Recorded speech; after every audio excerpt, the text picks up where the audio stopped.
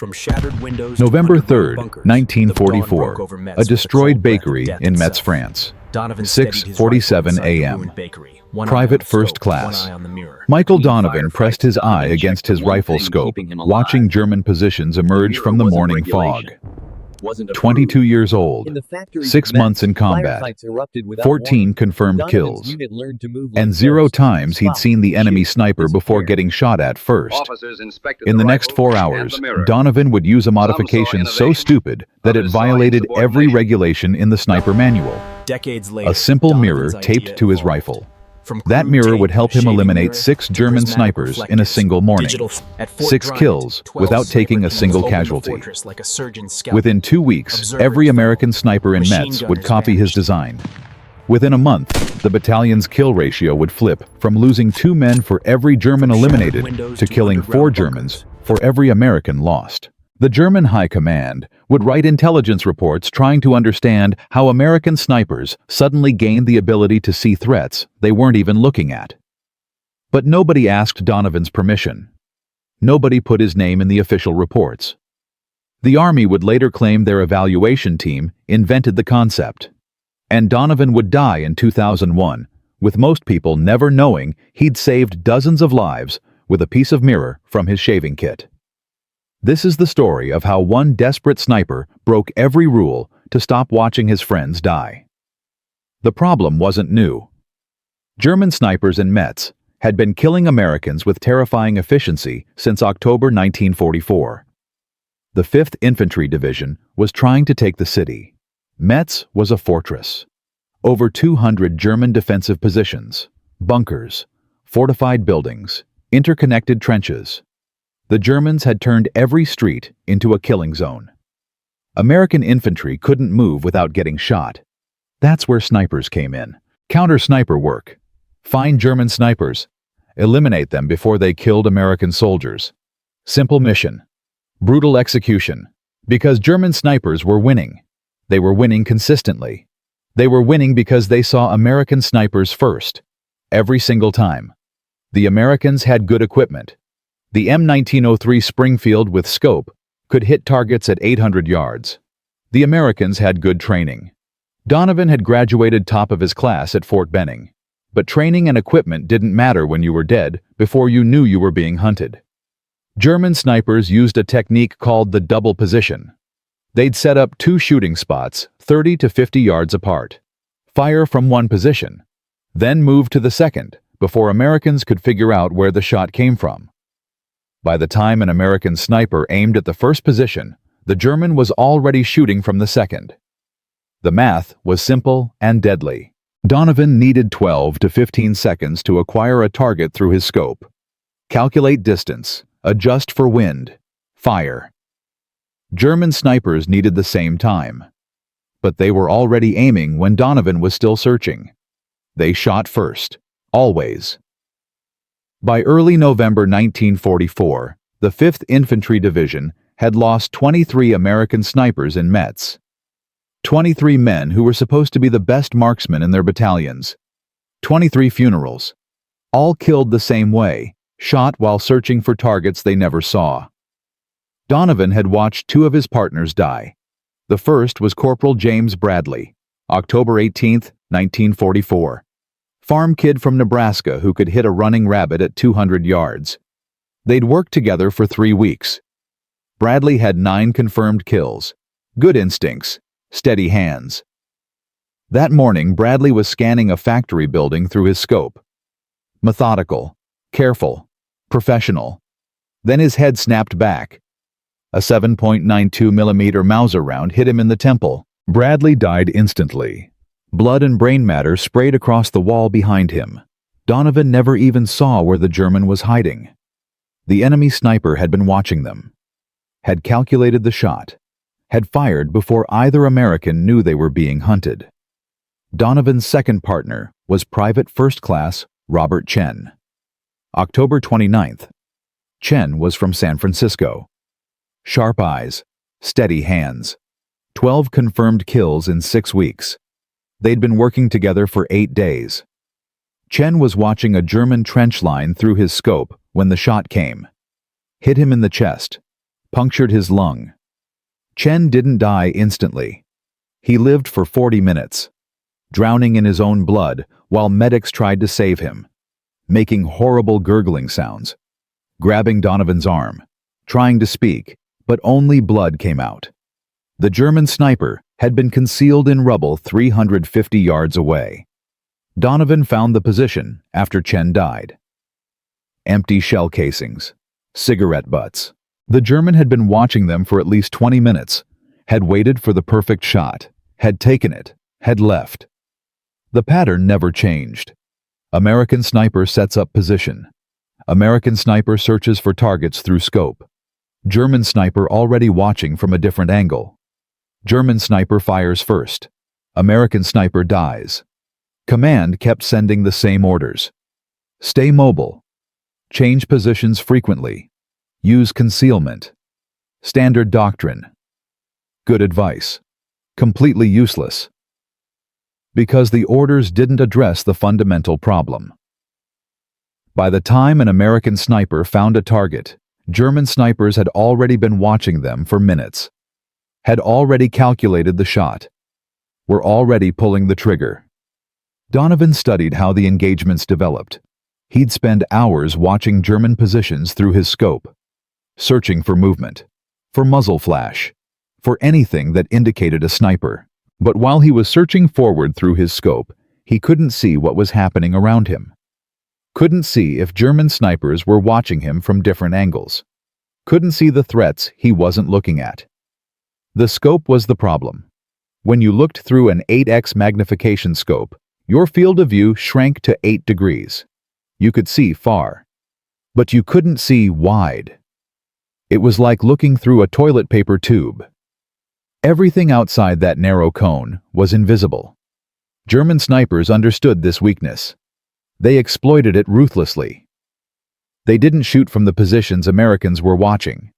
They shot from flanking positions, from angles American snipers weren't scanning.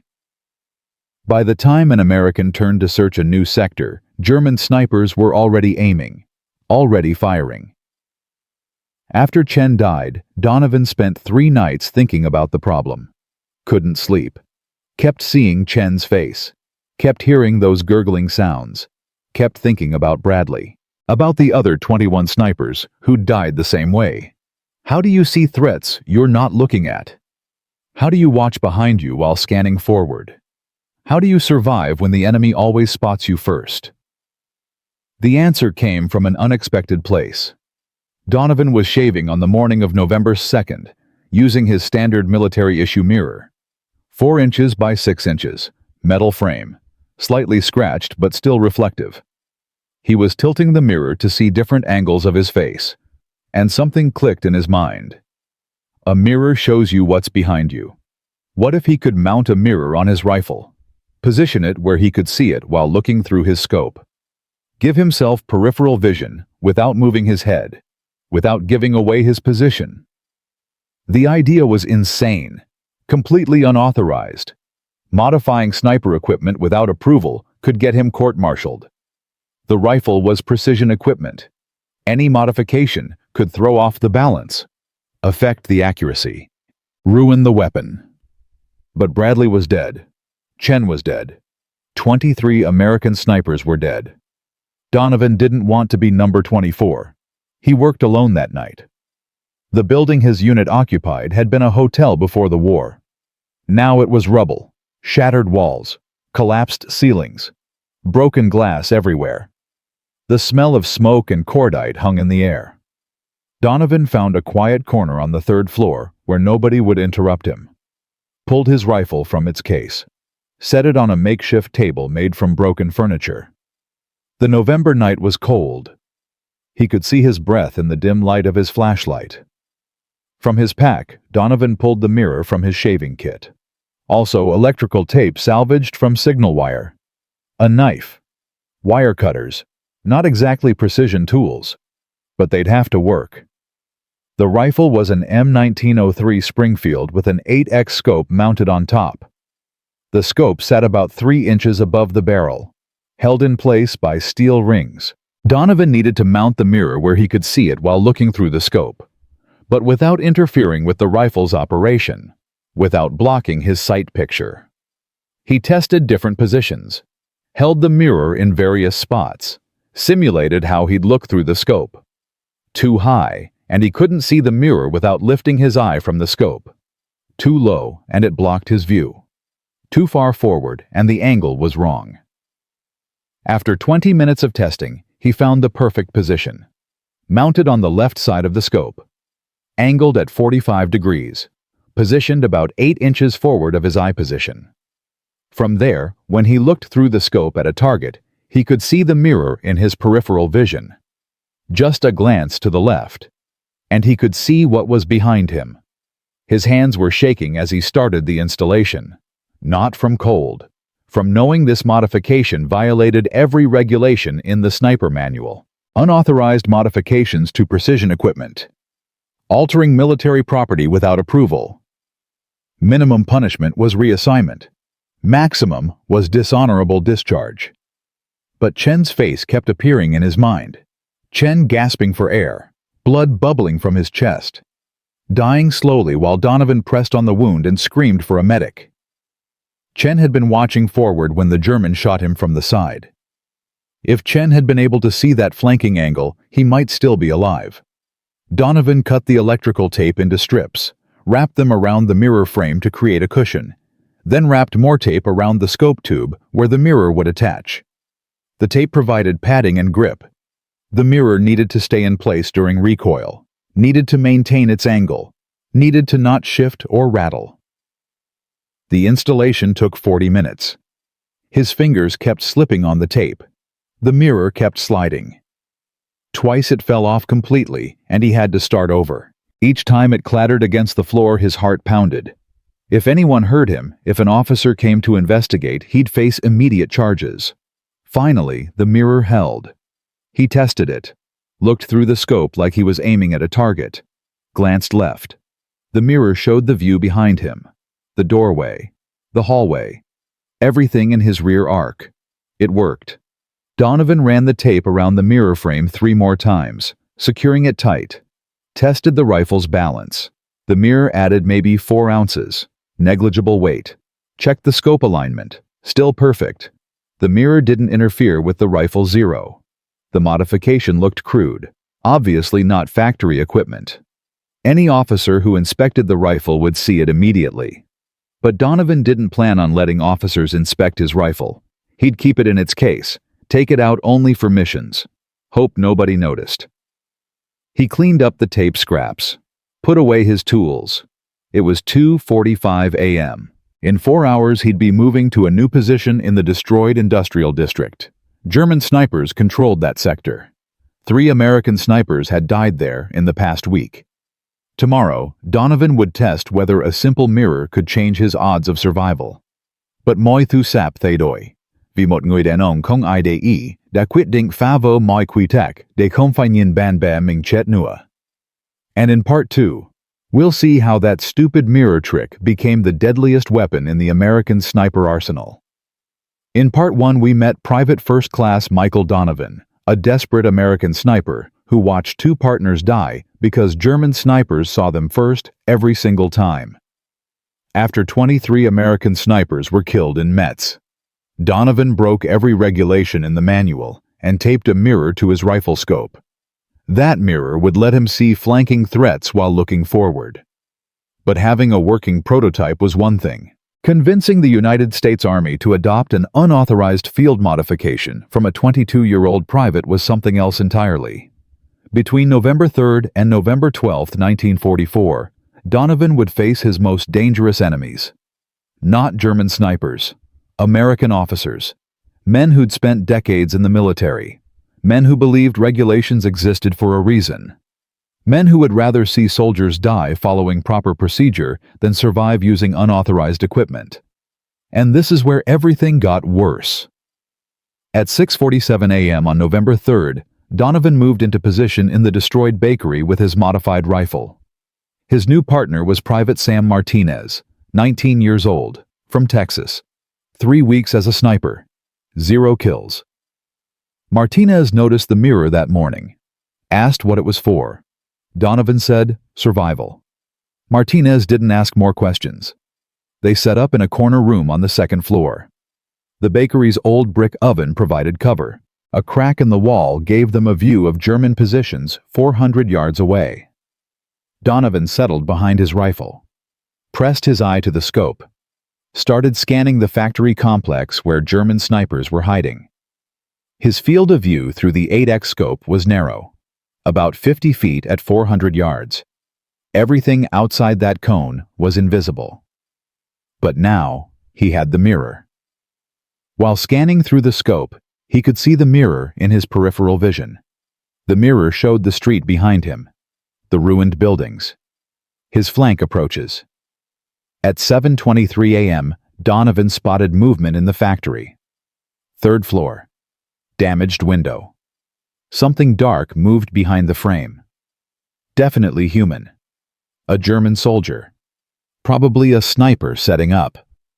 Donovan calculated the distance. 410 yards.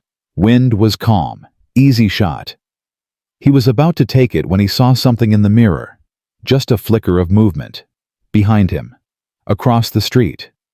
A building he'd already cleared last night. Donovan kept his eye on the scope, but shifted his attention to the mirror.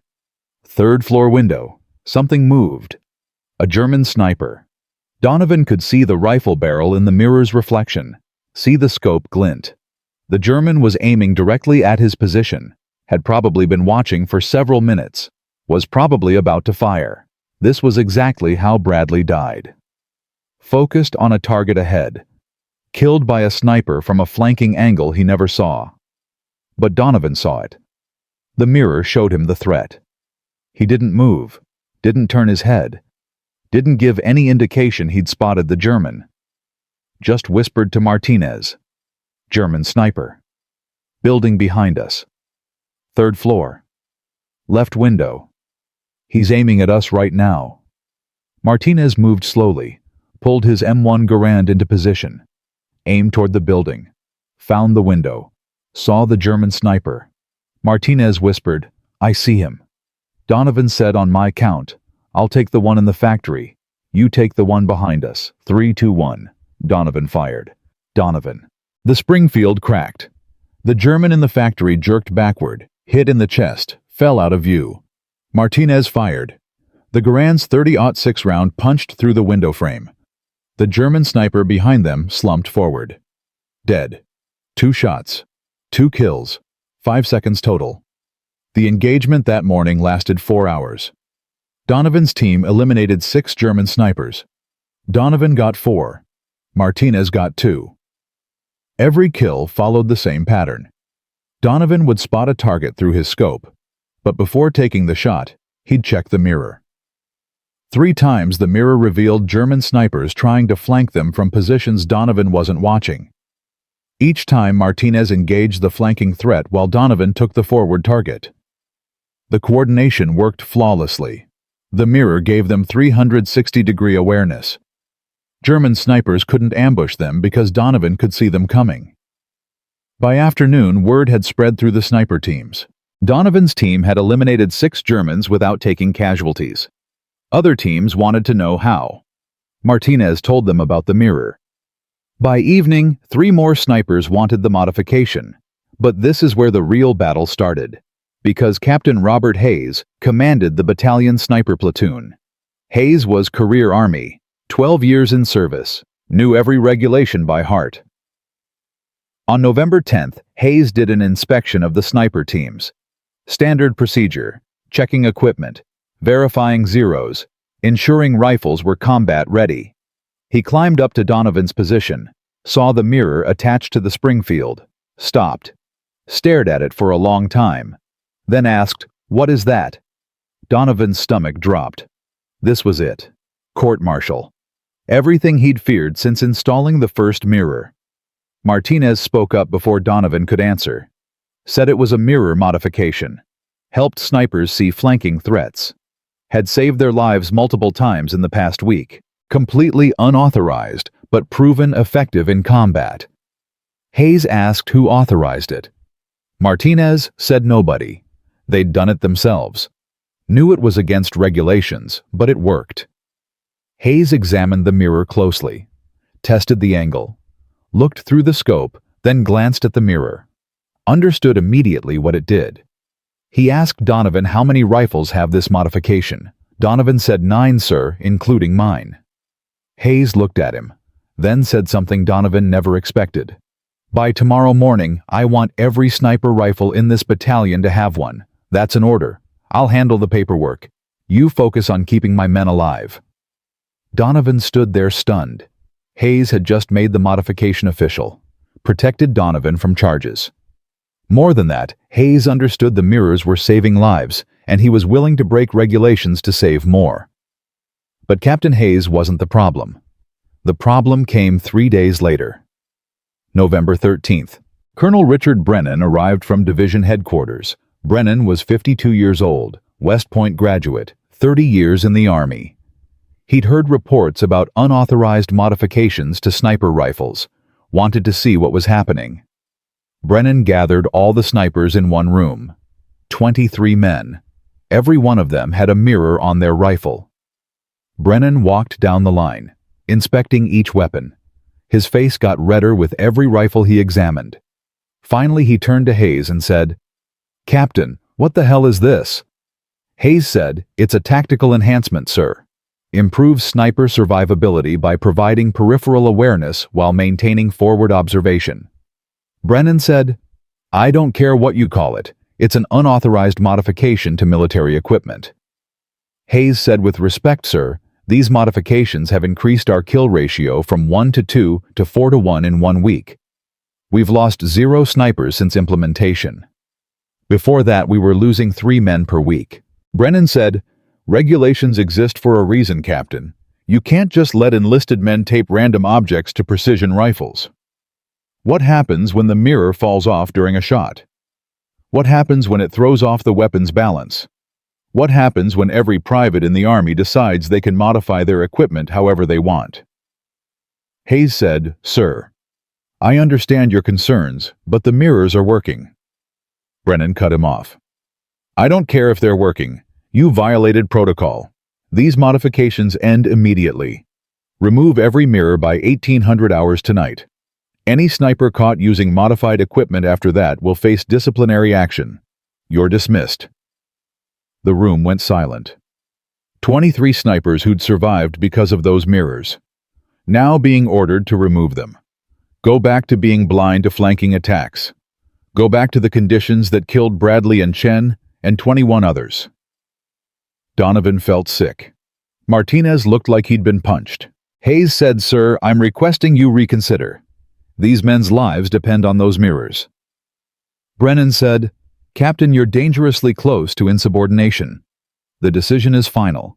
Remove the mirrors. That's an order." But here's what Donovan didn't know. Hayes didn't give up. That same night, Hayes wrote a report. Detailed combat results. Compared casualty rates before and after mirror implementation. Included statements from every sniper. Sent it directly to Major General Walton Walker, who commanded the Exits Corps. Bypassed Brennan completely. It was a massive gamble. If Walker sided with Brennan, Hayes would lose his command. Probably face court-martial for going over his superior's head. But Hayes had watched too many snipers die. He wasn't going to watch more die because of bureaucracy. But he found an unexpected ally. Major James Chen. No relation to Robert Chen, who'd died in October. Major Chen was a West Point graduate like Brennan. But Chen had combat experience, had commanded infantry in North Africa and Sicily, had seen what happened when rigid thinking met battlefield reality. Chen read Hayes's report, studied the numbers. 4 to 1 kill ratio. 0 casualties in 9 days. Those numbers were impossible to ignore. Chen requested a meeting with Walker, brought the report, argued that the mirrors represented exactly the kind of field innovation the Army needed to encourage. Soldiers identifying problems and solving them. Chen said, "We have 2 choices, sir. We can enforce regulations and watch more snipers die. Or we can test this modification officially. Give it a real evaluation. If it fails, we remove them. If it succeeds, we make it standard equipment. Walker agreed. He ordered an official field test. 3 days, November 16th through 18th. 2 sniper teams, one with mirrors, one without. Same sectors, same conditions. Whichever team performed better would determine policy for the entire division. Brennan was furious, but he couldn't countermand a corps commander. The test was happening. And if the mirrors failed, Donovan and Hayes would both face charges. November 16th arrived cold and wet. Rain had been falling since dawn. The test location was the industrial district on Metz's eastern edge. German positions were dug in deep. Fortified buildings, interconnected trenches, perfect sniper terrain. 2 teams deployed. Team 1 was Donovan and Martinez with mirrors. Team 2 was Sergeant Frank Wilson and Corporal David Ellis without mirrors. Wilson was 28. From Montana. Excellent marksman. 15 confirmed kills. Ellis was 24. From Ohio. 12 confirmed kills. Both veterans. Both skeptical about the mirrors. Both certain they could outperform 2 younger snipers using gimmick equipment. The test rules were simple. 72 hours.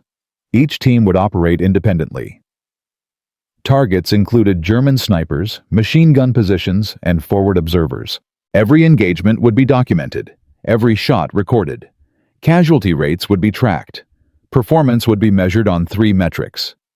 Number of confirmed kills, number of successful defensive actions against enemy snipers, and most importantly, survival. A team that took casualties would automatically fail regardless of kills. Colonel Brennan personally oversaw the test. Set up an observation post 400 yards behind the teams. Watched through binoculars. Kept detailed notes. He wanted the mirrors to fail. Needed them to fail.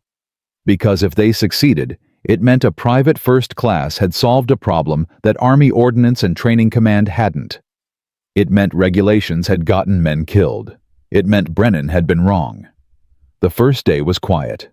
Both teams moved into position at dawn. Established hides. Began scanning for targets. By noon, Team 1 had eliminated 2 German snipers. Donovan spotted one through his scope. The mirror revealed another trying to flank from a different building. Martinez took the flanking sniper. Donovan took the forward target. 2 kills. Simultaneous shots.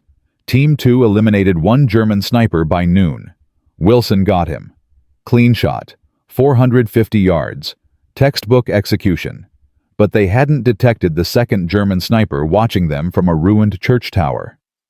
Didn't know he was there. Didn't know he was aiming. The German fired. The round hit 6 inches from Ellis's head. Punched through the wall. Sprayed both men with brick fragments. Ellis took shrapnel to the face. Superficial wounds, but he was bleeding. The German sniper had missed by 6 inches. Ellis would have been dead if the German's aim had been slightly better. Wilson and Ellis withdrew, called for medical evacuation for Ellis. Their test was over. 1 kill, 1 casualty. Team 1 continued. Over the next 2 days, Donovan and Martinez eliminated 11 more German snipers. The mirror detected flanking attacks 7 times. 7 times German snipers tried to ambush them from positions they weren't watching. 7 times the mirror showed Donovan the threat before the Germans could fire. 7 times they survived engagements that should have killed them. November 18th, final day of testing. Brennan reviewed the results. Team 1 with mirrors had 13 confirmed kills, 0 casualties, 7 defensive actions against flanking attacks. Team 2 without mirrors had 1 confirmed kill, 1 casualty, 0 defensive actions. The numbers were devastating. The mirrors didn't just work better. They worked overwhelmingly better. 13-to-1 kill ratio. But Brennan still resisted. He argued the test wasn't conclusive. Said Wilson and Ellis just had bad luck. Said Donovan and Martinez might have performed well anyway. Said more testing was needed. Major Chen cut him off. Said, "Sir, with respect, the numbers speak for themselves. 13 kills versus 1. 0 casualties versus 1. 7 prevented ambushes versus 0. This isn't luck. This is a tactical advantage we'd be criminally negligent to ignore." Walker agreed. November 19th, he issued orders. Every sniper rifle in XE Corps would be fitted with mirrors, effective immediately. Production would begin using actual manufactured mirrors instead of shaving kit mirrors. Mounting brackets would be standardized. Installation would be part of official sniper training. The modification was now official Army equipment. Donovan had won. The mirrors were approved. But the victory came with a bitter cost, because word spread fast. By November 25th, every American division in Europe knew about the mirrors. Thousands of snipers wanted them. But production couldn't keep up. There weren't enough mirrors, weren't enough mounting brackets, weren't enough trained installers. Snipers were dying waiting for equipment that could save them. And something else was happening, something nobody had anticipated. German intelligence had noticed the change in American sniper behavior. Noticed Americans were detecting flanking attacks they shouldn't see. Were engaging from impossible angles. Were somehow aware of threats outside their scope's field of view. The Germans were studying this, trying to understand it, trying to counter it. And in Part 3, we'll see what happened when the deadliest snipers in the German army figured out what those mirrors were doing and developed a counter-tactic so brutal it would push Donovan's innovation to its absolute limits. The real war was just beginning. In Part 1, Private First Class Michael Donovan installed a mirror on his sniper rifle to see flanking threats. In Part 2, he fought the Army bureaucracy and won official approval after a devastating field test proved mirrors increased kill ratios from 1 to 2 to 4 to 1. But approval was just the beginning. By late November 1944, American snipers across Europe were requesting mirrors. Production couldn't keep pace with demand, and German intelligence had noticed something terrifying. American snipers were detecting attacks they shouldn't see, engaging from impossible angles, surviving ambushes that should kill them. The Germans were studying this phenomenon, analyzing it, and preparing to counter it. Between November 25th and December 15th, 1944, the mirrors would face their ultimate test, not against regulations, against the deadliest snipers in the Wehrmacht. And this was no longer an experiment. This was total war. German intelligence reports from late November painted a disturbing picture. Oberkommando der Wehrmacht received field observations from multiple sectors. Metz, Aachen, the Hürtgen Forest. American sniper effectiveness had increased by 300% in 3 weeks. German sniper casualties had doubled. Forward observer teams were being eliminated before they could call artillery. Machine gun positions were being destroyed faster than they could be reinforced. Something had changed. Major Klaus Schneider commanded German sniper operations in the Metz sector. 41 years old, veteran of the Eastern Front. 28 confirmed kills against Soviet snipers. Schneider had lost 17 men in 2 weeks, 17 experienced snipers, men who'd survived Stalingrad and Kursk, killed by Americans who somehow detected flanking positions. On November 23rd, Schneider personally observed an engagement. 2 of his best snipers, Feldwebel Hans Weber and Obergefreiter Josef Klein, were hunting American positions near the cathedral. Weber was the primary shooter. Klein provided security and spotted for secondary targets. Standard 2-man team. They'd worked together for 8 months. 43 combined kills. Weber identified an American sniper position, 4th floor of a destroyed bank. Clear sight lines, good cover. Weber moved into position to engage. Klein covered the flanks watching for American infantry. Weber was 3 seconds from firing when the American sniper turned 90 degrees and shot Klein in the chest. Instant kill. Weber never fired. He withdrew immediately. Reported to Schneider. Said the American couldn't have seen Klein.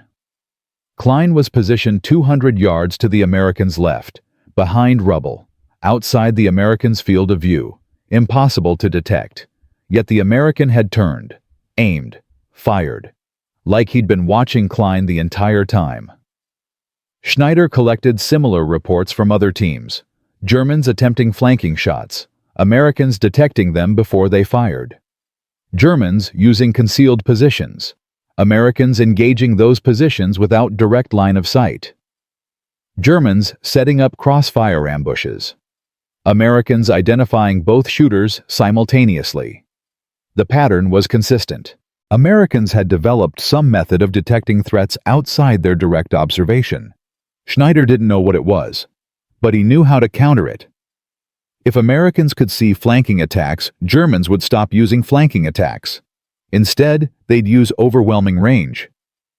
German snipers began operating at extreme distances, 700 to 900 yards, beyond the effective range of most American scopes. At those ranges, even if Americans detected German positions, they couldn't engage accurately. The tactic worked initially. Between November 26th and November 30th, German snipers killed 4 Americans using long-range shots. But American snipers adapted. They stopped operating individually, started working in 3-man teams, 1 primary shooter, 1 spotter with binoculars for long-range detection, 1 security with the mirror-equipped rifle watching for close-range threats. The teams covered all ranges, all angles, all approaches. German long-range snipers found themselves detected by American spotters and engaged by concentrated fire before they could relocate. By December 1st, the German long-range tactic had failed. Schneider tried something else. Simultaneous attacks from multiple positions. 4 snipers, 4 different locations, all firing at the same American position within 5 seconds. The theory was simple. Even if Americans could see 1 or 2 flanking attacks, they couldn't counter 4 simultaneous shooters. December 3rd. Schneider deployed 4 teams against an American position in the industrial district. The Americans were Donovan and Martinez, plus 2 new team members, Corporal James Riley and Private Thomas Park. Riley was from Boston, 26 years old. 16 confirmed kills. Park was from Seattle, 23 years old. 9 confirmed kills. All 4 Americans had mirror-equipped rifles. At 0814 hours, the German teams were in position. Team 1 frontal position 500 yards. Team 2 left flank 420 yards. Team 3 right flank 460 yards. Team 4 elevated position 630 yards. Schneider gave the signal. All 4 teams engaged simultaneously. Team 1 fired at Donovan, missed by 8 inches. Team 2 fired at Martinez. Martinez had already moved. The mirror showed him the threat. He'd relocated 2 seconds before the shot. Team 3 fired at Riley. Riley returned fire instantly. His mirror had revealed the German's position. Riley's shot hit the German in the shoulder. Non-fatal, but the German withdrew. Team 4 fired at Park. Park had detected the elevated position through his mirror's reflection. He'd called it out to the team 30 seconds before the Germans fired. Riley engaged Team 4, while Park engaged Team 2. 4 German shots. 0 American casualties. 2 German casualties. 1 wounded. 1 dead. The simultaneous attack tactic failed catastrophically. But here's what pushed Schneider to his breaking point. After the engagement, American teams recovered German equipment from the casualties, found detailed maps, attack plans, position coordinates, Schneider's entire operational strategy. The Americans studied it, understood German tactics, began predicting German movements, setting ambushes, turning German aggression into American advantages. Between December 4th and December 8th, American sniper teams eliminated 23 German snipers in the Metz sector. 23 men in 5 days. Losses the Germans couldn't sustain. Schneider requested reinforcements. Was told no reinforcements available. Every sector was experiencing similar casualties. The mirrors had broken German sniper doctrine. But then a technical crisis emerged. December 9th. Corporal Stephen Walsh was operating in the factory district. Walsh was from Philadelphia, 24 years old, 11 confirmed kills. His rifle had one of the first production mirrors, manufactured glass instead of salvaged shaving mirror. Better clarity, more durable mounting bracket. Walsh was engaging a German machine gun position when his mirror shattered. A ricochet, piece of shrapnel from a near miss. The mirror exploded into fragments. Cut Walsh's face. He wasn't seriously injured, but he was blind to flanking threats. Walsh withdrew immediately. Reported the failure. Within 24 hours, 3 more mirrors shattered under similar circumstances. The manufactured mirrors were better quality than salvaged mirrors. But they were also more brittle. Under combat stress, vibration, and impact, they cracked. Production mirrors were failing at a rate of 12%. 12 rifles out of every 100 lost their mirrors within the first week of combat. That meant snipers who'd relied on peripheral awareness suddenly didn't have it. Several were killed before replacement mirrors arrived. December 11th. Captain Hayes called an emergency meeting. 20 snipers, all mirror users. Hayes explained the problem. The manufactured mirrors weren't durable enough. Production was suspended until engineers could develop stronger materials, but that meant no new mirrors for at least 2 weeks. Existing mirrors would have to last. No replacements available. Some snipers panicked, asked what happens if their mirror breaks. Hayes said you do what you did before. Use proper positioning, frequent movement, team coordination.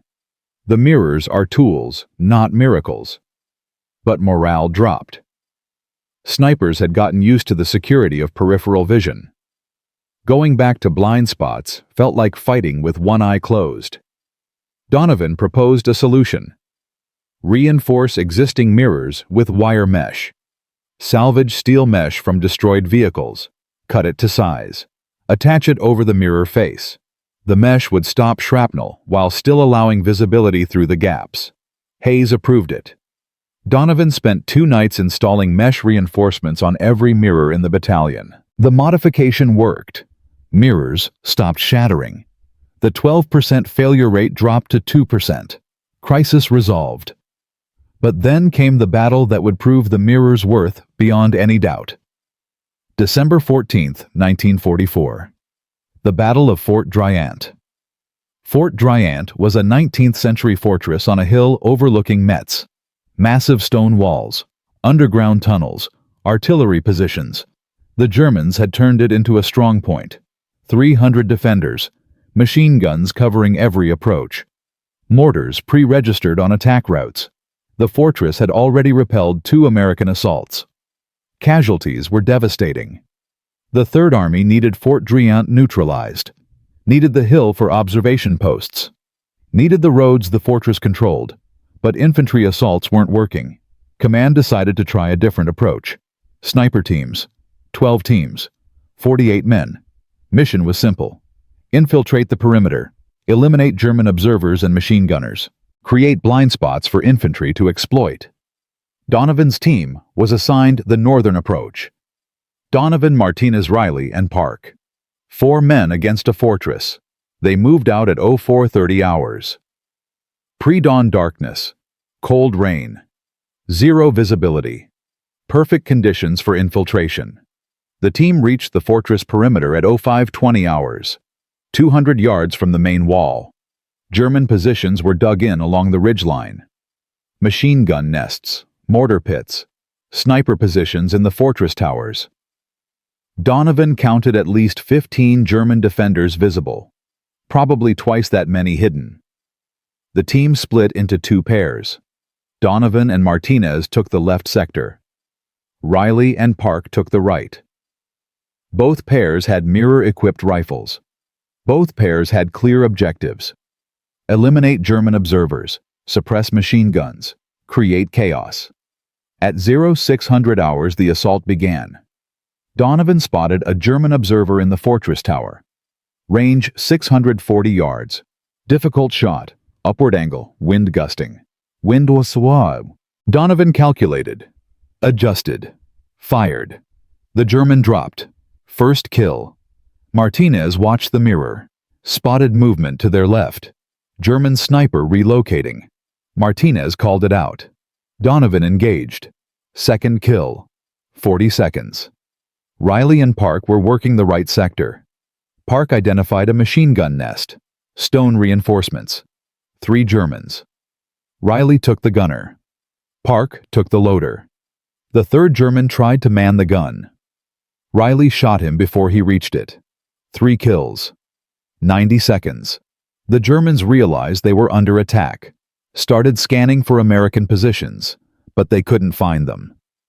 American snipers were concealed in rubble, using suppressed movement, engaging and relocating before Germans could respond. And the mirrors gave Americans one critical advantage. They could see German counter-snipers trying to flank them. Every time a German tried to get an angle on an American position, the mirror revealed it. Americans engaged first. Between 600 and 6:45 hours, the 8 sniper teams eliminated 32 German defenders. 32 men in 45 minutes. Observers, machine gunners, mortar crews, snipers. Every German who showed himself died. The fortress command was in chaos. They couldn't see where the Americans were shooting from, couldn't coordinate counterfire, couldn't reinforce positions fast enough. At 0700 hours, American infantry launched their assault. They expected heavy resistance. Instead, they found disorganized defenders, machine gun positions unmanned, observation posts empty, mortar crews dead. The snipers had gutted the German defense. Infantry advanced through sectors that should have been impassable. The Germans tried to mount a defense, rushed men to the walls, set up new firing positions. But American snipers were still active. Donovan's team alone eliminated 11 Germans during the infantry advance. 11 men who tried to stop the assault. The battle lasted 4 hours. By 1100 hours, Fort Driant was in American hands. Total American casualties were 18 wounded, 3 killed. Compare that to the previous 2 assaults. First assault, 47 killed, 92 wounded. Second assault, 38 killed, 73 wounded. Third assault with sniper support, 3 killed, 18 wounded. The mirrors hadn't just helped. They'd changed the fundamental mathematics of the battle. German defenders killed 87. German wounded 112. German captured 93. The fortress that had held for 6 weeks fell in 4 hours. News of Fort Driant spread fast. By December 16th, every division in 3rd Army wanted mirror-equipped sniper teams. By December 20th, 12th Army Group was requesting technical specifications. By December 24th, SHAEF Supreme Headquarters Allied Expeditionary Force was considering mirror adoption across all Allied forces. The impact was measurable. In sectors where mirror-equipped snipers operated, infantry casualties dropped by an average of 34%. Enemy counter-sniper effectiveness decreased by 58%. Successful American sniper engagements increased by 217%. These weren't estimates. These were documented statistics from after-action reports across 7 divisions. The Germans couldn't counter it. They tried everything. Extreme range tactics, simultaneous attacks, avoiding American sniper sectors entirely. Nothing worked. By January 1945, German sniper operations in Western Europe had been reduced to defensive positions only. No more aggressive hunting. No more counter-sniper missions. Just defensive fire from fortified locations. The mirrors had neutralized the German sniper threat, but the recognition Donovan received was minimal. December 28th. Major General Walton Walker awarded battlefield commendations to the Fort Driant sniper teams. 12 Bronze Stars. Donovan received one. The citation mentioned exceptional marksmanship and tactical innovation. Didn't mention the mirrors. Didn't mention that Donovan had invented the modification that made the entire operation possible. Captain Hayes tried to correct this. Submitted Donovan's name for the Silver Star. Included detailed documentation about the mirror development. The recommendation was denied. Reason given was that equipment modifications didn't qualify for Valor Awards. Only combat actions did. Hayes was furious. Told Donovan he'd keep fighting for proper recognition. Donovan said, "Don't bother, sir. Martinez is alive. Wilson is alive. Riley and Park are alive. 48 snipers came back from Fort Driant. That's recognition enough." By January 1945, the mirror modification had saved an estimated 70 to 90 American sniper lives, had increased American sniper effectiveness by over 200%, had helped capture strategic objectives at a fraction of expected casualties, had fundamentally altered how American forces approached counter-sniper operations. But you won't find Donovan's name in most histories of World War II sniper operations. Won't find him in the official accounts of the Metz campaign. Won't find him in training manuals or equipment development documents. Because the Army credited the innovation to evaluation teams and ordnance officers. The private first class who actually invented it was forgotten. And in Part 4, we'll discover what happened to Michael Donovan after the war. How he lived the rest of his life in obscurity. How the mirrors evolved into modern military technology. And why his story almost disappeared completely until one historian found a single maintenance log that mentioned his name. This story has one final chapter, and it's the one that almost nobody knows. In Part 1, Private First Class Michael Donovan invented a mirror modification to stop watching his sniper partners die. In Part 2, he fought Army bureaucracy and won official approval after proving mirrors increased kill ratios from 1 to 2 to 4 to 1. In Part 3, his invention helped capture Fort Driant with minimal casualties and neutralize the German sniper threat across Western Europe. The mirrors saved an estimated 70 to 90 American lives between November 1944 and May 1945. But what happened to the man who started it all? The story has one final twist, one that almost nobody knows, because sometimes the price of saving lives is never getting credit for it. The war in Europe ended on May 8, 1945. Victory in Europe Day. Church bells rang across the continent. Soldiers celebrated in the streets. After 5 years of horror, the killing had finally stopped. Michael Donovan was 23 years old. He'd survived 11 months of combat. 47 confirmed kills. The mirror had saved his life at least 6 documented times. 6 times he spotted German snipers trying to flank him. 6 times he eliminated them first. But Donovan didn't celebrate much. He was thinking about the men who didn't make it home. Bradley, Chen, the 21 others who died before the mirrors existed. The 4 who died after casualties of circumstances even mirrors couldn't prevent. Donovan stayed in the Army until February 1946. Then, he went home to Pennsylvania. Back to the same small town he'd left in 1943. Back to the same factory job he'd worked before the war. Welding steel parts for industrial equipment. Same work, same pay, same life. Like the war had never happened. He married Helen Kowalski in June 1947. Helen was a nurse at the local hospital. They'd known each other since high school. She asked him once about the war, about what he'd done. Donovan said he was a sniper. That was all. He didn't mention the mirrors. Didn't mention saving dozens of lives. Didn't mention changing how American forces fought. Helen didn't push. She'd seen enough returning veterans to know some things weren't meant to be discussed. They had 3 children. Michael Jr., born in 1948. Patricia, born in 1950. Robert, born in 1953. Donovan worked at the factory for 35 years, showed up every day, did his job, went home, coached Little League baseball on weekends, helped with church fundraisers, fixed neighbors' cars, lived a quiet, unremarkable life. His children didn't know their father had invented anything until they were adults. In 1982, Michael Jr. was cleaning out the attic, found a box of his father's war memorabilia. Inside was a photograph. Donovan's Springfield rifle with the mirror attached. Crude tape mounting. 4 by 6 inch shaving mirror. The original prototype. Michael Jr. brought it downstairs. Asked his father what it was. Donovan explained. Told the story for the first time in 37 years. How Bradley and Chen had died. How he'd installed the mirror. How it spread through the battalion. How it saved lives. Michael Jr. asked why he'd never mentioned it before. Donovan said because it didn't seem important anymore. The war was over. The men who'd used the mirrors were still alive.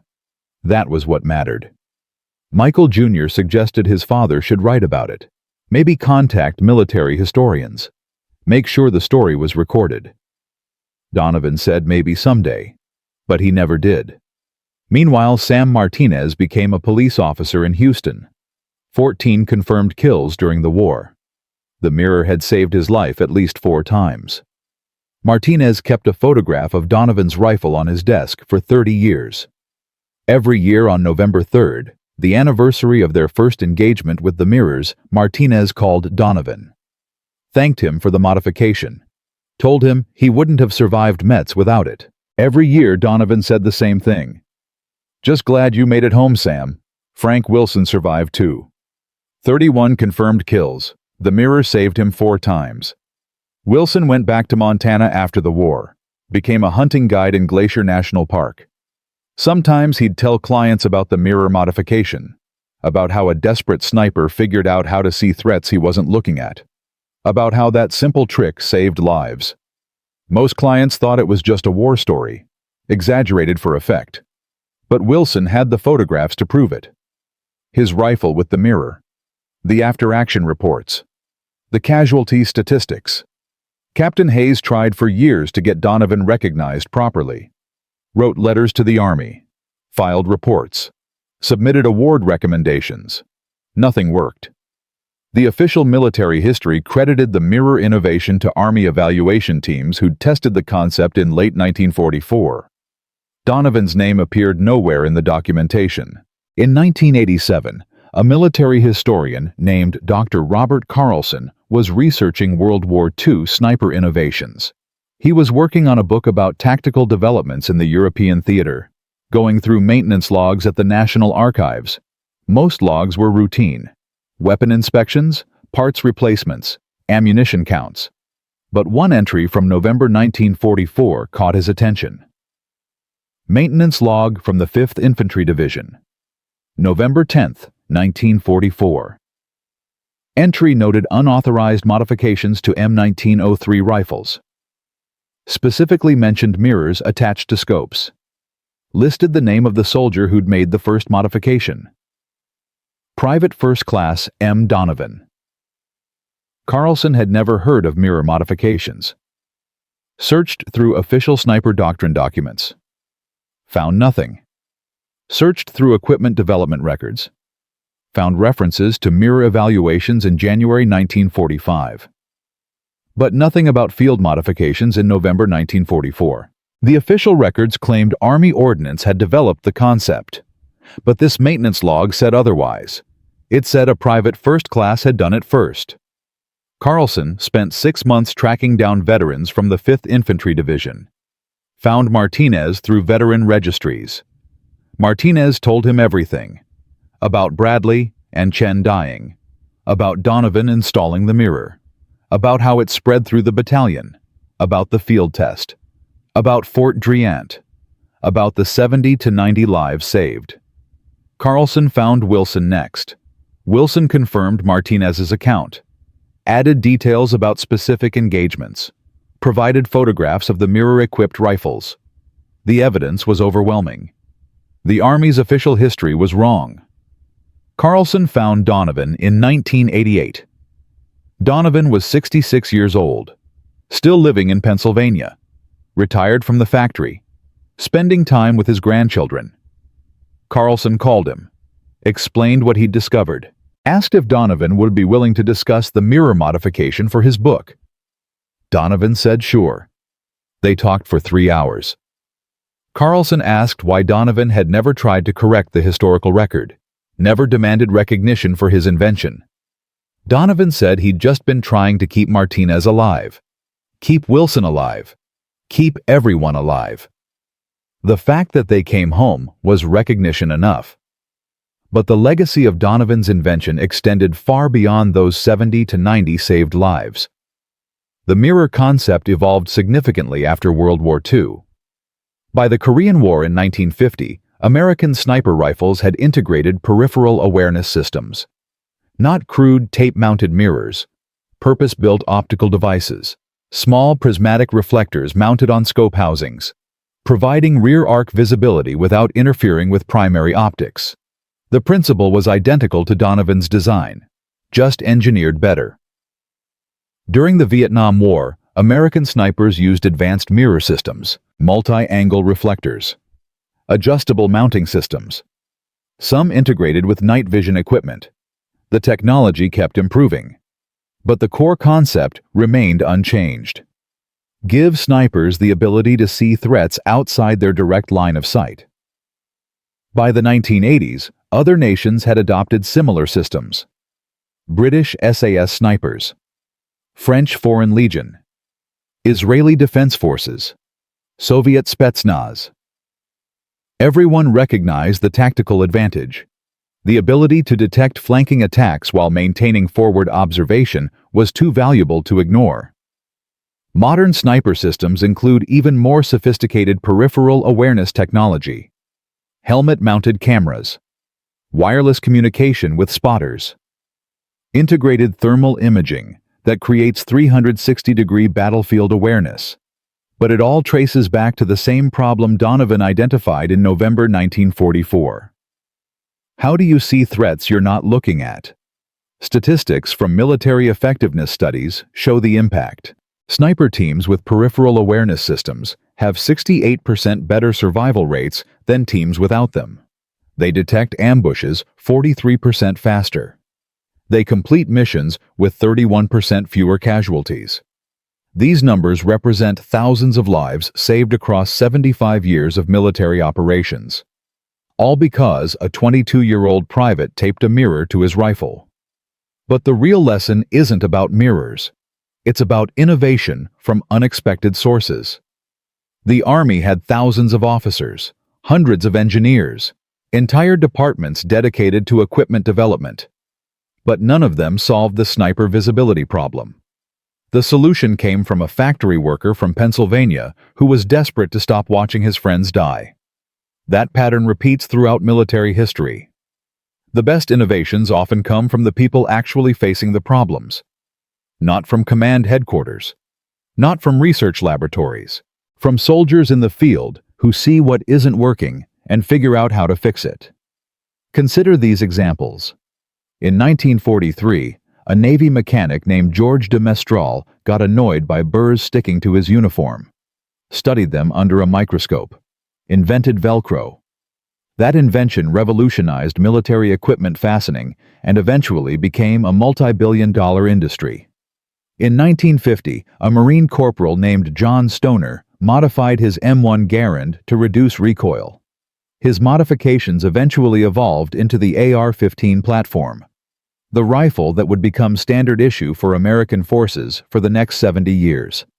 In 1968, an Army helicopter pilot named Hugh Thompson saw American soldiers massacring civilians at My Lai, landed his helicopter between the soldiers and civilians, threatened to fire on American troops if they didn't stop, saved dozens of lives, proved that moral courage matters more than following orders. The pattern is clear. Real innovation requires two things. First, proximity to the actual problem. You can't solve problems you don't directly experience. Second, willingness to break rules when rules are getting people killed. Donovan had both. He was experiencing the problem every day. German snipers were killing his partners, and he was willing to violate regulations because those regulations weren't saving lives. Modern organizations, military and civilian, struggle with this reality. They create complex approval processes, multiple layers of review, risk mitigation procedures, all designed to prevent mistakes. But those same processes also prevent innovation. Because innovation is risky. It involves trying things that might not work. It requires breaking established patterns, and most organizations punish failure more than they reward creative problem-solving. But there's one final detail about Donovan's story that almost nobody knows. In 1989, Dr. Carlson published his book on World War II sniper innovations, included a chapter about Donovan and the mirror modification. The book reached maybe 3,000 readers, mostly military historians and veterans. Not exactly a bestseller. But one of those readers was a lieutenant colonel at the Army Sniper School at Fort Benning. He read Carlson's chapter, realized the Army had been teaching mirror-equipped shooting for 40 years without knowing where the technique originated. The lieutenant colonel started including Donovan's story in sniper training courses, not as official curriculum, just as an anecdote during field exercises, telling new snipers about the private who invented peripheral awareness, about how desperation and creativity saved dozens of lives, about how the best solutions often come from the people closest to the problem. Between 1989 and 2001, approximately 4,000 American snipers heard Donovan's story during their training. Some of them went on to serve in the Gulf War, in Bosnia, in Somalia, in the early years of Afghanistan and Iraq. And when they faced situations where official doctrine didn't have answers, they remembered the lesson. If you see a problem and you know how to fix it, fix it. Don't wait for permission. Don't wait for approval. Fix it and save lives. That became Donovan's real legacy. Not the mirrors themselves, not the kill ratios, not the tactical advantage. His legacy was permission.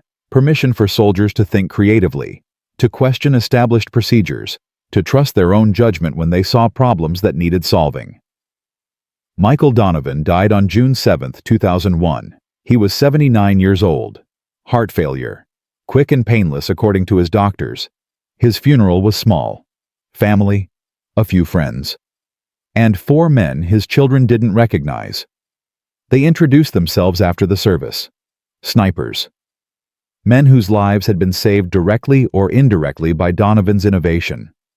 They'd read about his death in veterans' newsletters, traveled from different states to pay respects. They told Donovan's children what their father had done, how the mirrors had worked, how many lives they'd saved, how the innovation had spread across the entire military. Donovan's children were stunned. Their father had never told them the full extent of what he'd accomplished, never mentioned that his invention was still being used, never said anything about being a pioneer. One of the snipers, a colonel who'd served in Desert Storm, told them something else. He said, "Your father probably saved my life, even though we never met. Because the peripheral awareness training I received at Fort Benning was based on his innovation. When I was pinned down in Iraq in 1991, I used those techniques. I'm standing here today because a man named Michael Donovan taped a mirror to his rifle in 1944. Today, Donovan's story exists in fragments, maintenance logs in the National Archives, Carlson's book chapter, a paragraph in modern sniper training manuals, a display at the Infantry Museum at Fort Benning showing an M1903 Springfield with a mirror attached. The display label says, "Field Modification, Common in Late 1944." Doesn't mention Donovan's name. Most military historians who study World War II snipers have never heard of him. Most people who benefit from peripheral awareness technology don't know where it came from. But you know now. You know that a 22-year-old factory worker from Pennsylvania watched his friends die and decided to do something about it. You know that he violated every regulation in the sniper manual to install a mirror that would save lives. You know that his innovation spread across the entire military and evolved into technology still used today. You know that he never sought recognition, never demanded credit, never tried to profit from his invention. He just wanted Martinez and Wilson and the others to come home alive. And they did. Approximately 70 to 90 American snipers survived World War II because of Donovan's mirrors. Thousands more survived subsequent wars because the military adopted and improved his concept. Tens of thousands of infantry soldiers survived because sniper teams with better situational awareness could protect them more effectively. All of that from one desperate idea. One unauthorized modification. One man who refused to accept that regulations mattered more than lives. From a factory worker with a stupid mirror trick to a tactical innovation that changed military doctrine across 75 years of warfare. Michael Donovan proved that the best solutions come from the people facing the problems, not from committees or headquarters. And because one man had the courage to break the rules when rules were getting people killed, thousands of soldiers came home who otherwise wouldn't have. That's the power of innovation born from desperation. That's the legacy of a man history almost forgot. And that's why we're telling his story now. Because the Michael Donovans of the world deserve to be remembered. The factory workers who become innovators. The privates who outsmart generals. The ordinary people who do extraordinary things because someone has to. If this 90-minute journey through Donovan's story moved you, if it made you think differently about innovation and courage and the price of bureaucracy, share it. Tell someone. Keep his name alive. Because the greatest tragedy isn't dying in war. It's being forgotten after saving lives. And Michael Donovan, the sniper with the mirror who tripled his kill speed and saved dozens of lives, almost disappeared from history completely. Almost. But not anymore.